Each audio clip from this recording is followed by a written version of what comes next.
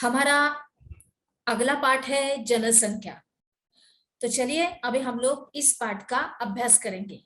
चलिए, क्या आप मानव रहित विश्व की कल्पना कर सकते हैं? यानी कि इस विश्व में मानव है ही नहीं, कोई मतलब कुछ है ही नहीं, तो किस तरह से रहेगा ये विश्व? और संसाधनों का उपयोग एवं सामाजिक तथा सांस्कृतिक वातावरण का निर्माण कौन करता है? समाज एवं अर्थव्यवस्था के विकास में मानव का महत्वपूर्ण योगदान होता है। मानव संसाधनों का निर्माण एवं उपयोग तो करते ही है, वे स्वयं भी विभिन्न गुण वाले संसाधन होते हैं। मतलब मानव के अंदर हर तरह के गुण भी रहते हैं। इसका मतलब है कि वो एक तरह से उनका भी इसमें योगदान होता है। कोयला तब तक चट्टान का एक टुकड़ा था जब तक कि मानव ने उसे प्राप्त करने की तकनीक का आविष्कार करके उसे एक संसाधन नहीं बनाया। प्राकृतिक घटनाएं जैसे होती है कि बाढ़ है या सुनामी है, जब किसी घनी आबादी वाले गांव या शहर को प्रभावित करते हैं, तभी वो आपदा कहते हैं और आपदा बन जाते हैं। इसलिए सामाजिक अध्ययन में जनसंख्या एक आधारित तत्व है। यह एक संदर्भ बिंदु है जिससे दूसरे तत्वों का अवलोकन किया जाता है तथा उसके अर्थ एवं महत्व ज्ञात किए जाते हैं। संसाधन, आपदा एवं विनाश का अर्थ केवल मानव के लिए ही महत्वपूर्ण है। उनकी संख्या, उनका वितरण, वृद्धि एवं विशेषताएं या गुण पर्यावरण के सभी स्वरूपों का समझने के लिए, सभी स्वरूपों को समझने तथा उनकी विवेचना करने के लिए मूल पृष्ठभूमि प्रदान करते हैं। मानव पृथ्वी के संसाधनों का उत्पादन एवं उपभोग करता है। इसलिए यह जानना बहुत ही आवश्यक है कि एक देश में कितने लोग निवास करते हैं, यानी कि कितने लोग रहते हैं वहां पर, अभी वे कहाँ एवं कैसे रहते हैं, उनकी संख्याओं में वृद्धि क्यों हो रही है, उसके बाद तथा उनकी कौन कौन सी विशेषताएं हैं। और भारतीय जनगणना हमारे देश की जनसंख्या में संबंधित जानकारी हमें प्रदान करती है। सबसे पहले हम जनसंख्या में संबंधित 3 प्रमुख प्रश्नों पर विचार करेंगे। सबसे पहला है जनसंख्या का आकार एवं वितरण। तो फिर इसमें क्या आता है कि लोगों की संख्या कितनी है तथा वे कहाँ निवास करते हैं। दूसरी है जनसंख्या वृद्धि एवं जनसंख्या परिवर्तन की प्रक्रिया, यानी कि समय के साथ जनसंख्या में वृद्धि एवं इनमें परिवर्तन कैसे हुआ। तीसरा है जनसंख्या के गुण या विशेषताएं, यानी कि उनकी उम्र, लिंगानुपात, साक्षरता स्तर और व्यावसायिक संरचना तथा स्वास्थ्य की अवस्था क्या है। आगे बढ़ते हैं बच्चों। जनसंख्या का आकार एवं वितरण। मार्च 2011 तक भारत की जनसंख्या कितनी थी? देखो 12.106 लाख इतनी थी, जो कि विश्व की कुल जनसंख्या का 17.5% वो थी।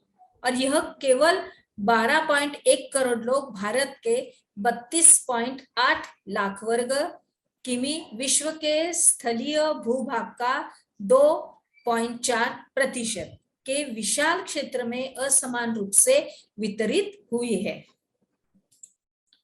2011 की जनगणना के अनुसार देश की सबसे अधिक जनसंख्या वाला राज्य उत्तर प्रदेश है, जहां की कुल आबादी 1.99 लाख इतनी है, और मतलब 1990 लाख है। और उत्तर प्रदेश में देश की कुल जनसंख्या का 16% यानी 16% हिस्सा निवास करता है।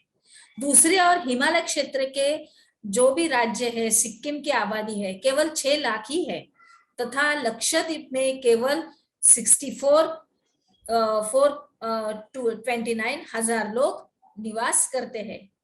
64,429, इतने ही हजार लोग निवास करते हैं। और भारत की लगभग आधी आबादी केवल 5 राज्यों में निवास करती है, और ये वो राज्य है, एक है उत्तर प्रदेश, दूसरा है महाराष्ट्र, तीसरा है बिहार, चौथा है पश्चिम बंगाल और पांचवा है आंध्र प्रदेश। अभी क्षेत्रफल की दृष्टि से राजस्थान सबसे बड़ा राज्य है, जिसकी आबादी भारत की कुल जनसंख्या का केवल 5.5% है। आगे बढ़ते हैं बच्चों। अभी घनत्व के आधार पर भारत में जनसंख्या का वितरण, तो इसमें जनसंख्या घनत्व फिर से एक बार देखते हैं। घनत्व के आधार पर भारत में जनसंख्या का वितरण। जनसंख्या घनत्व असमान वितरण का बेहतर चित्र प्रस्तुत करता है।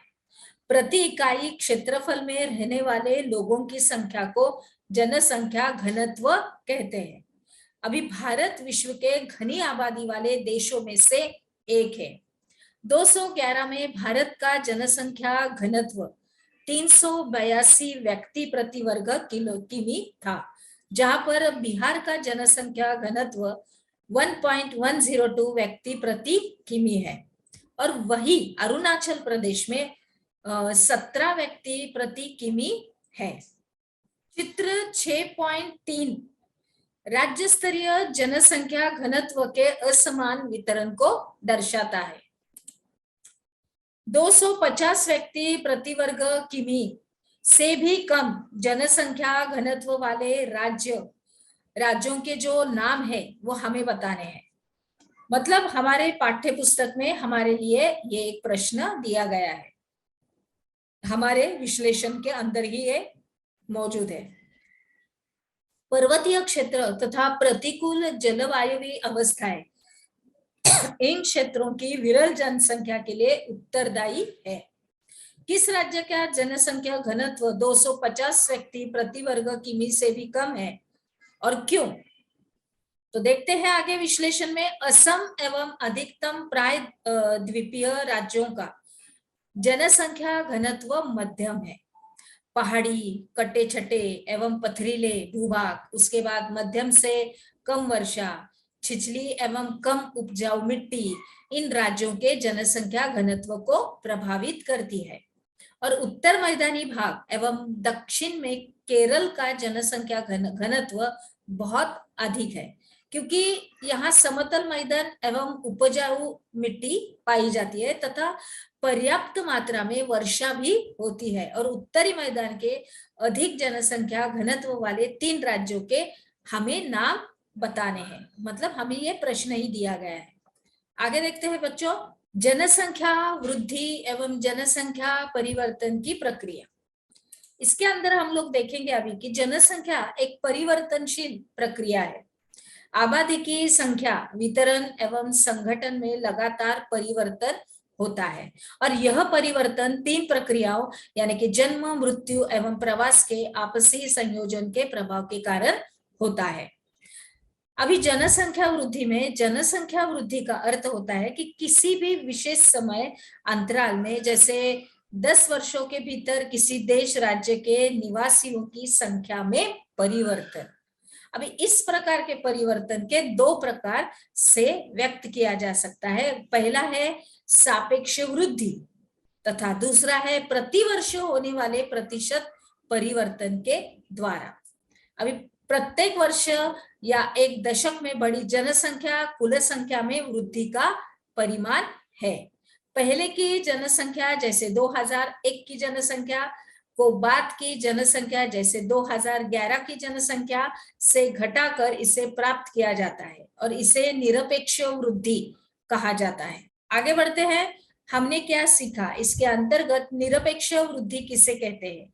इस प्रश्न का उत्तर आप अपने नोटबुक में लिखिए। और चलिए अभी हम लोग आगे बढ़ते हैं।